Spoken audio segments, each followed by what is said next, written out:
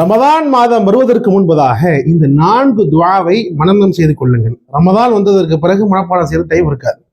ரமதானுடைய மாதம் முதல் 10 ஓத வேண்டிய துஆ, அல்லாஹும்ம அர்ஹம்னா பிரஹ்மதிக யா அர்ஹமர் ராஹிமீன்.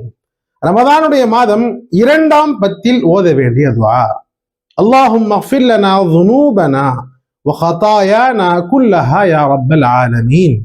ரமதானுடைய மாதம் 3ஆம் 10 ஓத வேண்டிய துஆ, அல்லாஹும்ம அத்திக்னா மினன் நார் வ அத்கில்னல் ஜன்னத யா ரப்பல் ஆலமீன்.